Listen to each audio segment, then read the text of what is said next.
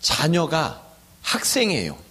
그런데 그 자녀의 성적이 바닥을 기고 있다면 당연히 부모는 자녀의 성적을 올리고 싶어 하겠지요. 그런데 부모에 따라서 성적 올리는 방법이 다 다르다는데 혹시 알고 계십니까? 한의사 부모님은 자녀의 성적을 어떻게 올릴까요? 한 방에 올린답니다. 한 방. 성형외과 부모님은 자녀의 성적을 어떻게 올릴까요? 몰라보게 올린답니다. 그러면 구두 닦기 부모님은 자녀의 성적을 어떻게 올릴까요? 반짝 올립니다. 자동차 대리점 부모님은 자녀의 성적을 차차 올리고요. 백화점 직원 부모님은 자녀의 성적을 파격적으로 올린답니다. 파격 세일 하듯이. 김치 공장 부모님은 자녀의 성적을 포기한답니다. 공장에서 하도 그냥 배추 포기를 세다 보니까. 자, 마지막으로 목욕탕 부모님은 자녀 성적을 어떻게 올릴까요? 자녀의 성적을 올릴 때 때를 기다린답니다. 자, 어느 부모든지 성적이 나쁜 것보다는 성적이 좋은 게 좋을 거예요. 그래서 학생의 성적은요, 부모에게도 아이에게도 아주 무거운 짐이 되고 속박이 됩니다. 성적 때문에 아이와 부모 사이가 돌이킬 수 없을 만큼 멀어지는 경우도 종종 생깁니다. 그래서 세상에 이런 말도 있죠. 행복은 성적순이 아니잖아요. 자, 행복은 성적순이 아니라 예수님의 사랑을 알고 느끼는 만큼 행복해지는 줄 믿습니다. 그래서 우리 예수님은 신앙의 성적을 매기지 않습니다. 종교로 속박하시는 분이 아니에요. 무한한 사랑을 주실 뿐입니다. 오늘도 끝이 없는 예수님의 사랑과 은혜가 우리 모두에게 가득하시기를 간절히 소망합니다. 자, 오늘 며칠이죠? 5월 4일. 자, 그러면 5월 5일은 무슨 날이죠? 어린이날. 6월 6일은 현충일. 그러면 8월 15일은? 그렇죠. 광복절입니다. 자, 우리나라가 일본의 식민지에서 국권을 되찾고 독립한 날이에요.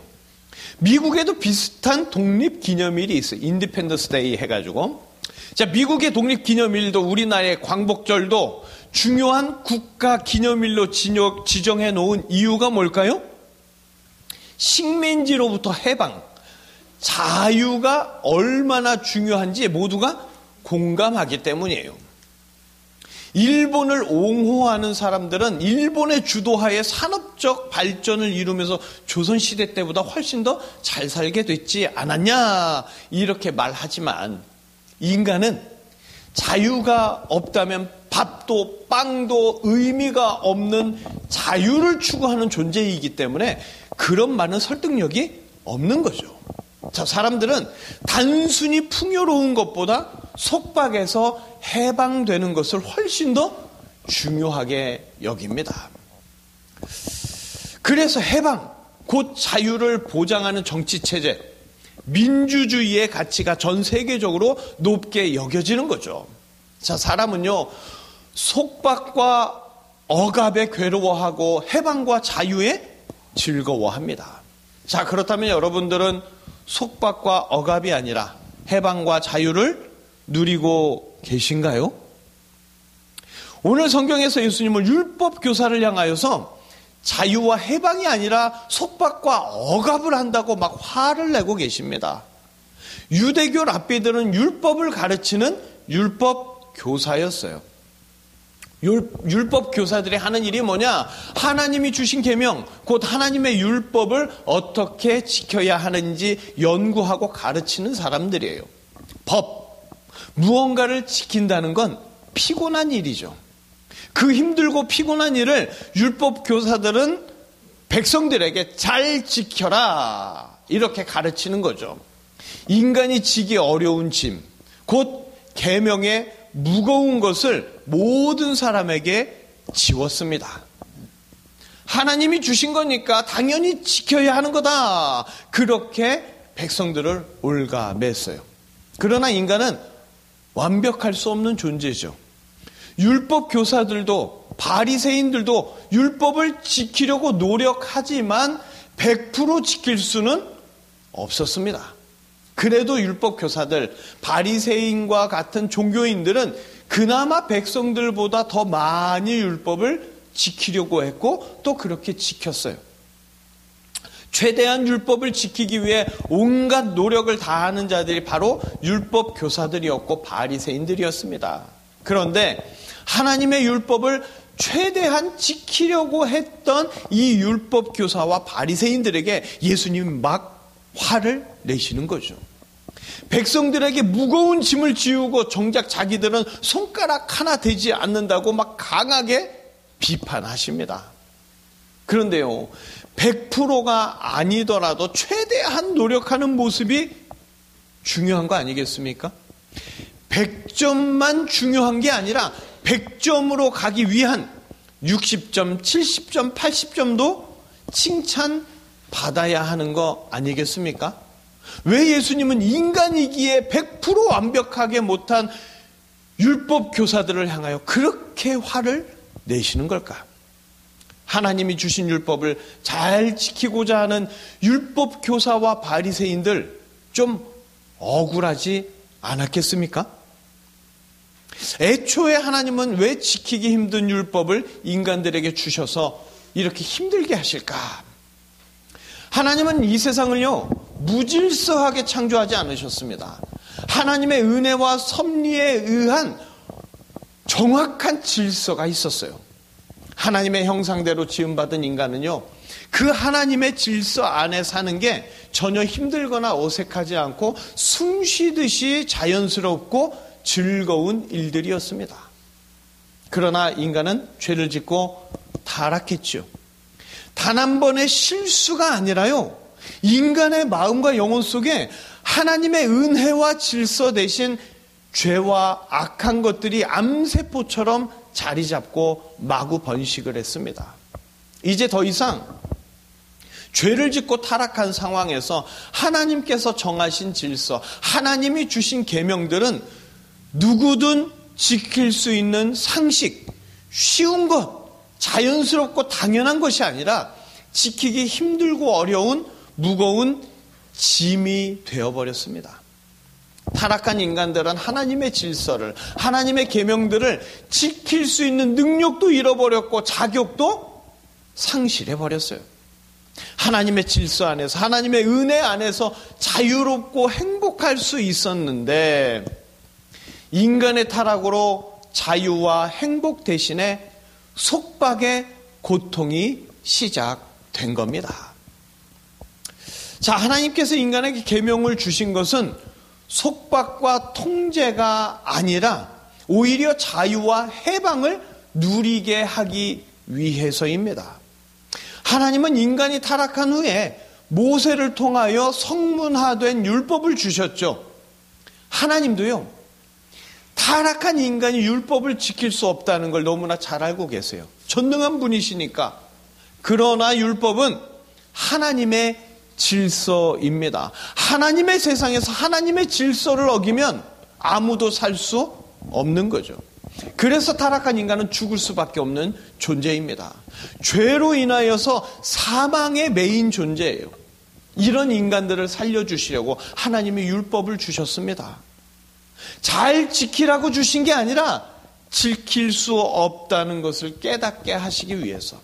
그래서 구원자를 찾으면서 죽음에 속박된 길에서, 죽음에서 해방된 생명의 길로 옮겨주고 싶어서 하나님은 율법을 주신 거예요. 무거운 짐을 다 짊어지고 가게 하기 위한 것이 아니라 짊어질 수 없습니다, 넘어졌습니다 하는 것을 깨닫게 하려고 주셨습니다. 율법을 짊어지고 넘어지라고 주셨어요. 계명을 짊어지면 쓰러진다는 것을 깨닫게 해주시려고 사람들에게 율법을 주셨습니다. 실패하라고 율법을 주셨어요. 그래야 내 힘으로 안 되니까 하나님을 찾기 때문에, 그래야 구원자를 찾기 때문에 그렇습니다. 그러나 미련한 인간들은 이런 하나님의 의도를 모르고 스스로 율법을, 계명을 지키겠다고 고집을 부리는 거예요.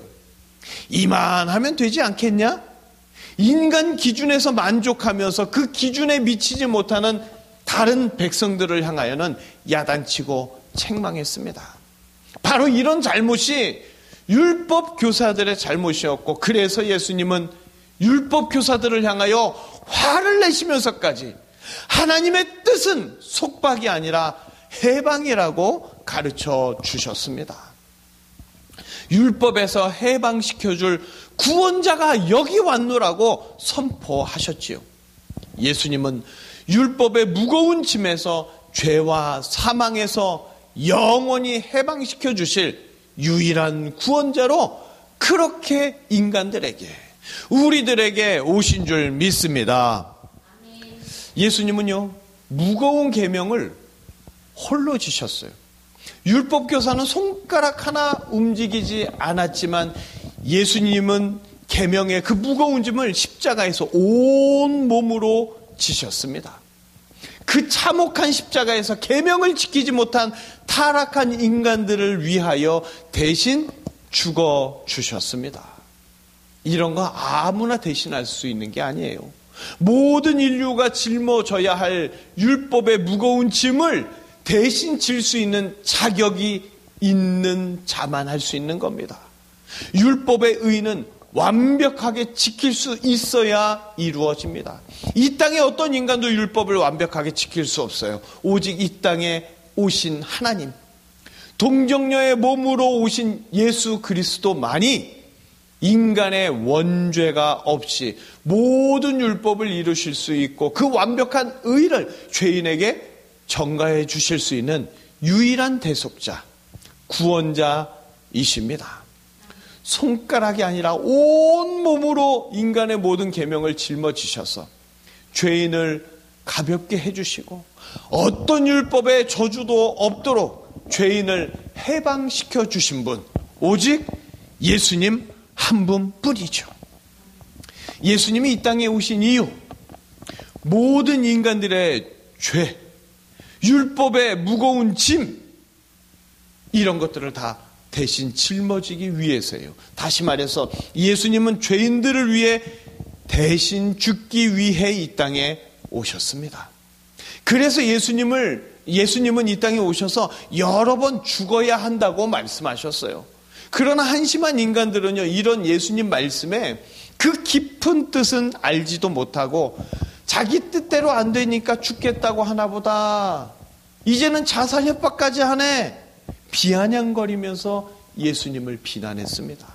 그리고 예수님을 잡아다가 그래 소원대로 죽여줄게 하면서 매와 채찍으로 때리면서 죄인들이 의인을 심판하여서 십자가의 사형틀로 옮겨버렸습니다.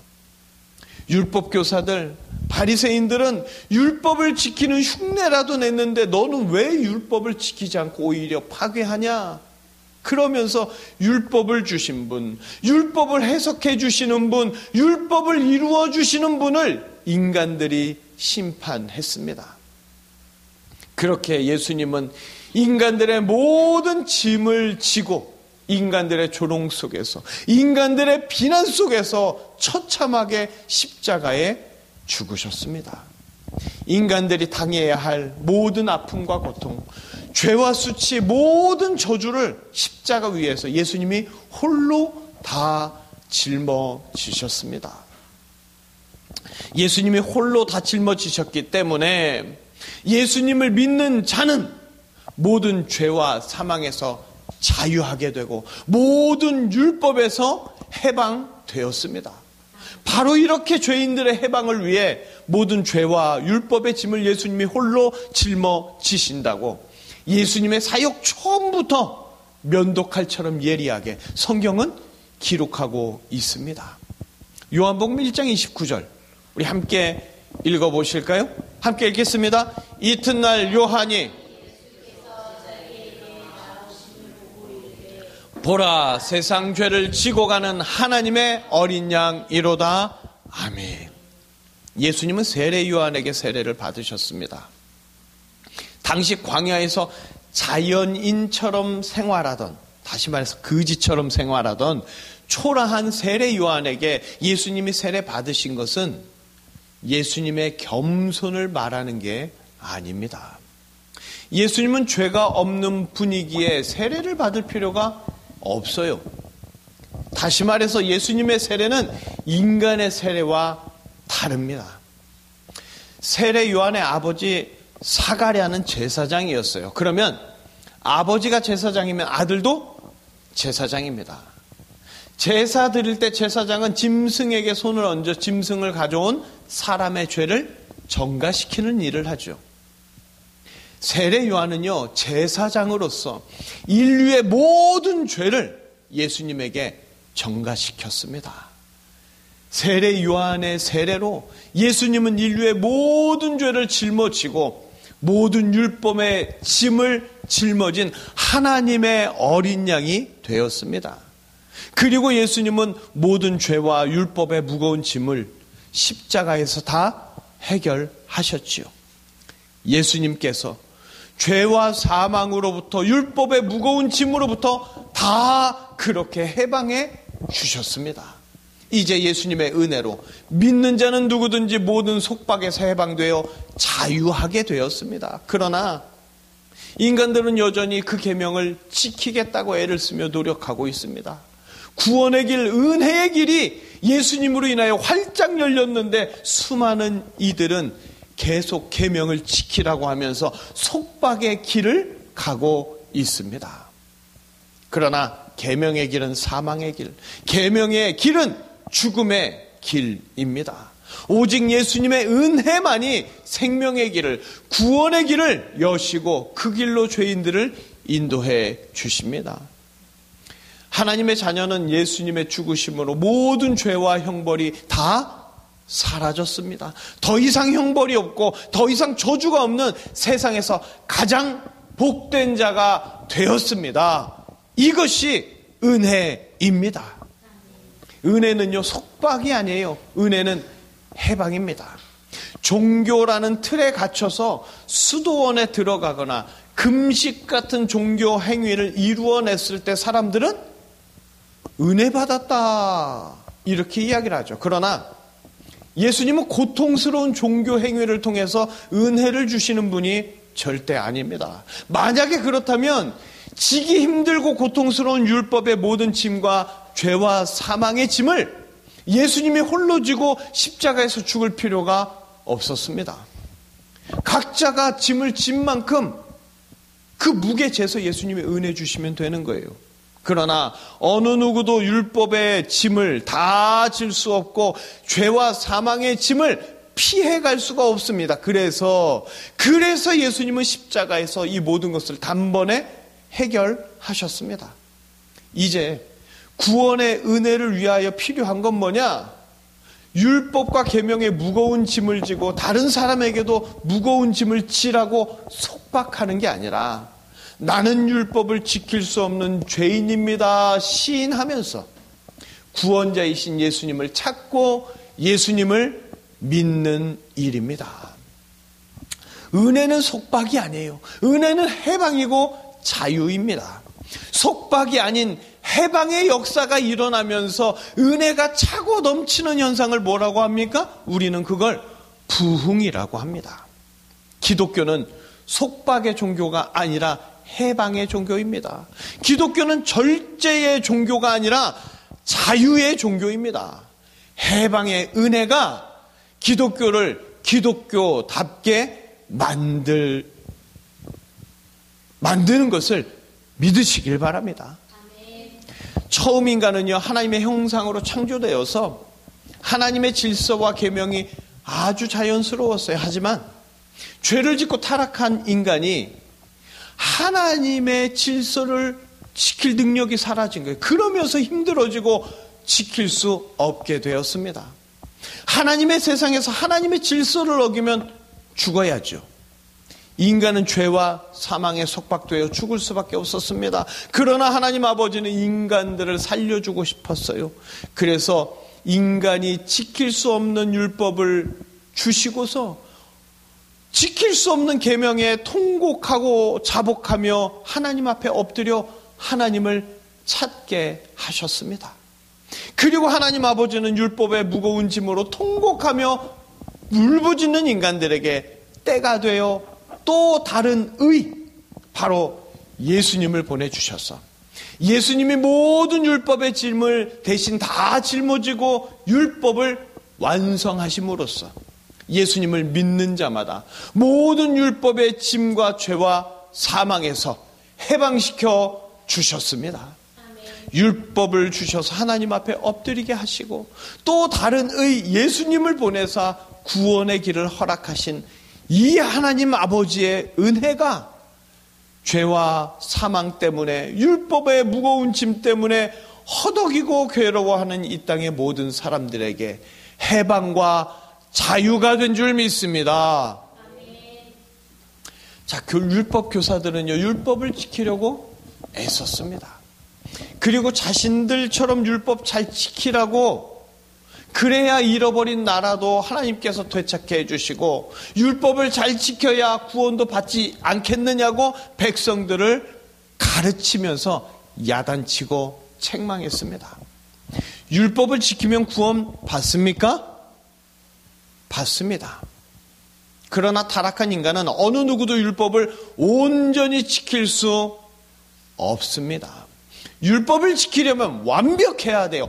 100점이 아니면 소용이 없습니다. 1점만 모자라도 하나만 율법을 어겨도 죄인에서 벗어날 수 없습니다. 율법 교사들은 자신들도 율법을 못 지키면서 백성들 보고 지키라고 율법으로 속박시켰습니다. 그래서 예수님은 해방을 선포하신 거예요. 율법 교사와 바리새인들에게 화를 내신 이유는 율법을 주신 이유도 모르고 백성들을 속박시키면서 자신들도 백성들도 오히려 하나님으로부터 멀어지게 했기 때문입니다. 이제 예수님을 믿는 자는 누구든지 어떤 죄인이든지 율법의 속박에서 해방되어 구원의 은혜를 맛보게 되었습니다.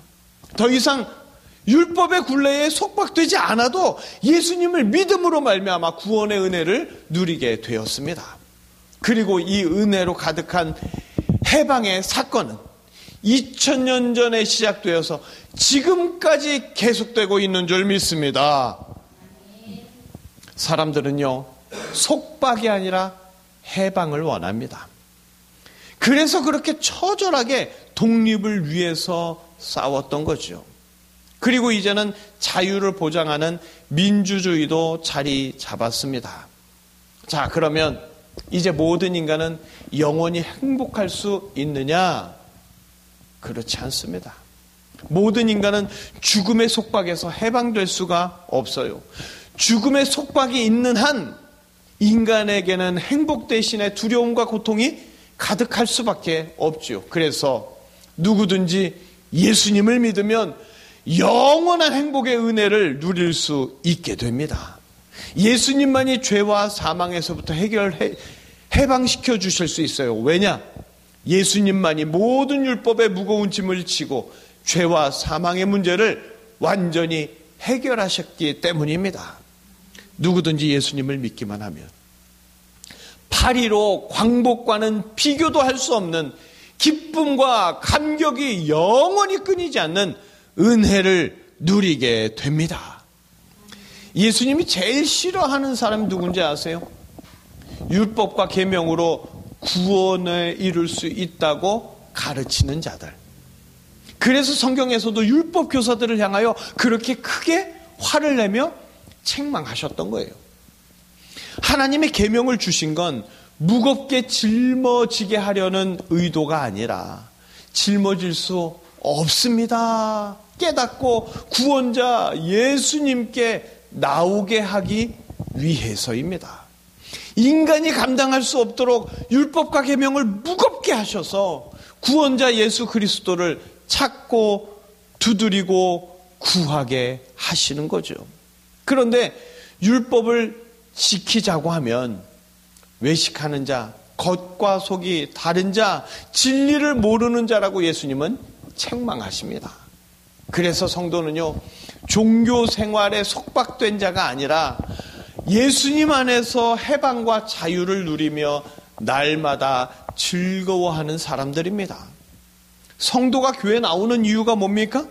주의를 지켜야 구원받기 때문이 아니라 죄와 사망에서 해방시켜 주시고 영원히 구원해 주신 예수님께 감사와 감격으로 나오는 거예요.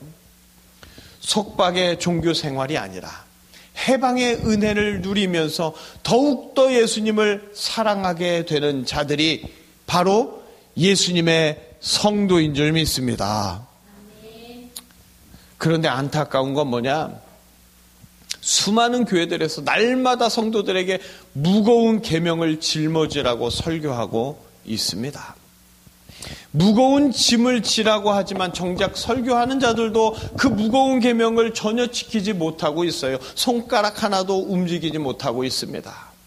자기도 무거운 계명을 짊어지지 못하면서 다른 사람을 향하여 똑바로 살아야 된다, 착하게 살아야 된다, 책망하고 미워하고 야단치고 무거운 계명을 짊어지다가 쓰러진 사람들이 있으면 그런 사람들을 책망하고 저주하고 비난하는 일이 교회에서 끊임없이 일어납니다. 교회의 수많은 문제가 왜 일어나냐? 해방이 아니라 속박 때문에 일어납니다. 여러분 똑바로 사십시오. 그러는 목사님은 왜 똑바로 안 삽니까? 당신들이 먼저 똑바로 살아야지. 이러면서 싸우는 거예요. 예수님이 다 이루신다 그러면 방종에 빠지는 거 아니냐 이렇게 말하는 사람도 있습니다. 그러나 그건 복음의 진리를, 진정한 은혜를 모르기 때문에 하는 말이에요. 예수님이 다 이루어 주셨다라는 걸, 해방의 은혜를 알면 예수님께 더 뜨거워지는 겁니다. 모일 때마다 성령이 충만해져서 더 간절하게 예수님께 충성하게 됩니다. 예수님이 어떤 분인지, 어떻게 돕고 계시는지, 지금도 나 같은 죄인을 위해서 어떻게 역사하시는지, 이걸 알게 되면 예수님을 향하여 더 다름박질 할 수밖에 없는 겁니다. 기독교의 생명력은 속박이 아니라 예수님이 죄인을 해방시켜 주시는 데서 나옵니다. 공산주의처럼 인민은 다 평등하다, 마라톤 골이 날 때 다 같이 들어가야 된다, 이러면 아무도 열심히 살지 않죠. 대충 시간 보내겠죠. 이게 방종입니다. 예수님의 은혜는 우리가 방종하게 두지 않습니다.